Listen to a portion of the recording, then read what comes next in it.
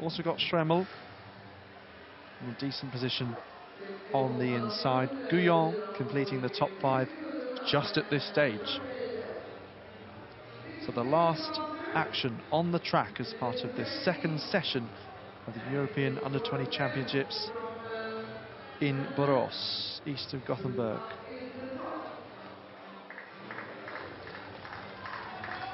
Camera goes into focus. The athletes full of focus, determination, concentration,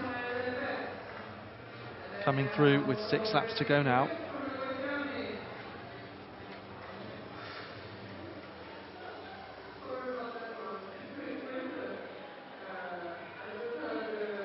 So next time around, we'll see what the 1K split is. It was 3 minutes and 5 in the first heat. 6 minutes and 3 in the second. This just looks a bit quicker and a bit better than the first heat in terms of time, and I think that's very sensible. Leading the way, the Dutchman, and that really puts him in a good position. If he just out-sprinted, then at least he's got a fighting chance of getting through as a non-automatic qualifier. Well, I think they're going to be about 10 seconds quicker than the first heat. Has slowed down a little bit at this stage.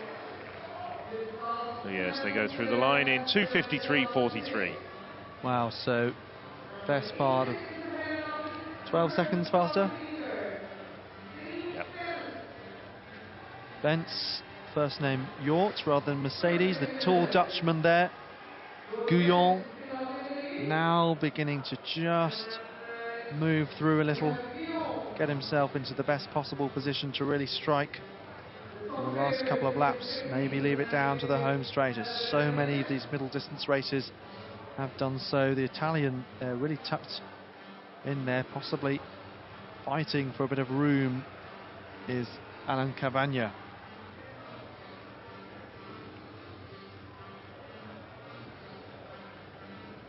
Well, just looking at this race, the men with personal bests of 8:20 and perhaps a bit slower, well, they just need to just keep this tempo high and just get the sense that it's just dropped a bit on that last lap. So the likes of Amaril and Guyon, well, Guyon doesn't need to worry too much, he's very quick. But now it's just dropped down to a very sedentary pace. And Bentz is one of the quicker men, and he's got a good sprint finish. But some of the others just need to pick it up and make sure that they're still running at around 10 seconds faster than that first heat, which is well within their capabilities. That's not going to be too painful, just cranking out a time that's going to take them around in, let's just say, 2:55 for the next kilometre, so 6:55, sorry, 5:55, 5:53, well within every single man's capabilities in this field. But they're just getting very slow, very bunched, and in addition to possibly taking themselves out of contention, there's every chance that they're going to start tripping up over each other.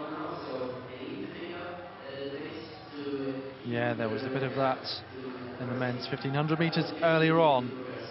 Well, the last lap, they came through in 4 minutes and 3 after that 2:53 first kilometre, so it was a 70-second lap. Guyon, Maijó and West. So another 70-second lap there. I think Maijó's just trying to pick up the pace and nudge things along a little bit.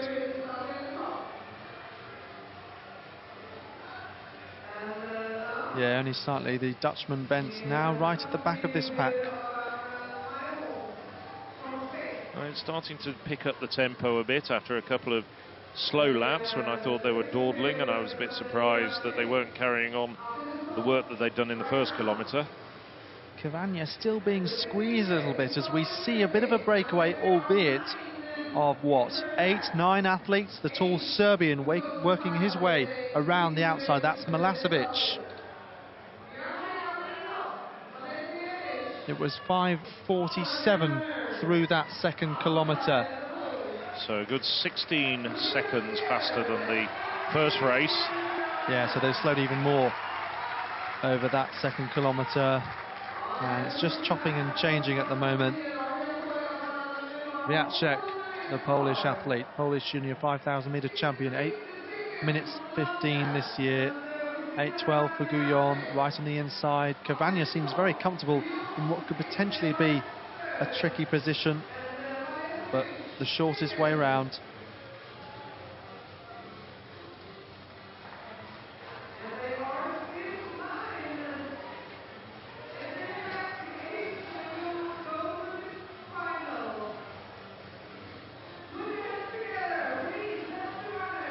So once again, it's going to be heartbreak, you'd think, for the athletes finishing in 6th and 7th positions. Jacek doing his best not to be there.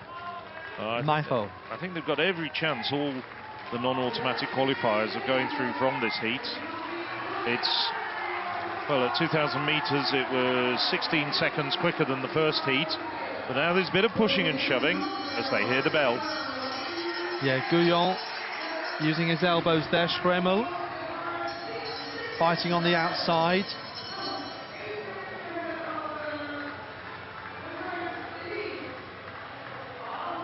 So yes, these 9 athletes could well all go through. Now beginning to really spread out on this last lap.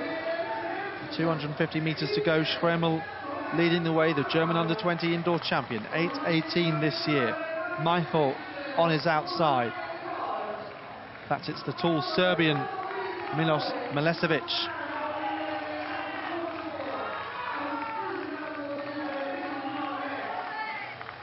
Milesevic, 8:19 this year, leading the way down the home straight. Schremmel trying to find another gear. The Ukrainian finishing fast, Krakowecki, and he's going to take this second heat. Krakowecki, Milesevic, Schremmel, Guyon and Maijó.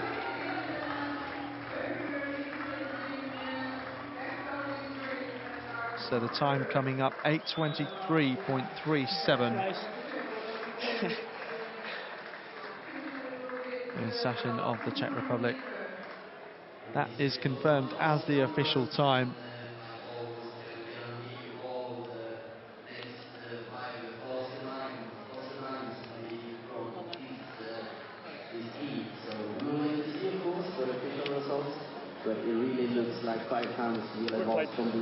So Cavagna coming up with a small Q next to his name. We'll wrap that all up in a moment's time. Ben West also, 8:26 the time for him.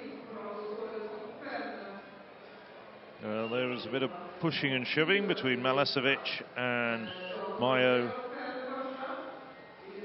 and the Pole, Jacek. But I think that heat, very much the quicker of the 2 heats. I think all 10 men who finished will get through. The only man we've lost, I think, is the Czech at picking up the rear. Yes.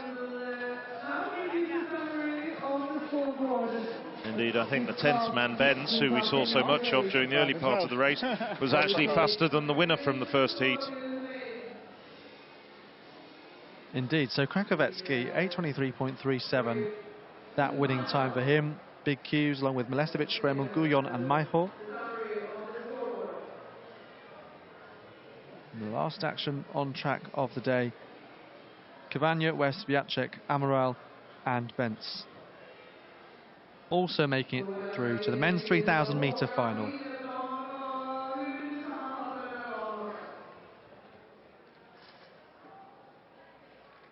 So confirmation of those who will line up.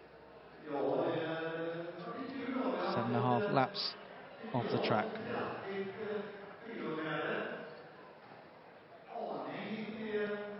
Well, we've lost 1 or 2 big names or expected finalists and medal contenders, and we've lost 1 from this particular event, as we'll see in a moment as the screen turns over. Cezronek of Poland is out. He misses out, and he's the fastest man in this field. He was the fastest of the competitors, the 21 men who went into the heats of the 3,000 metres.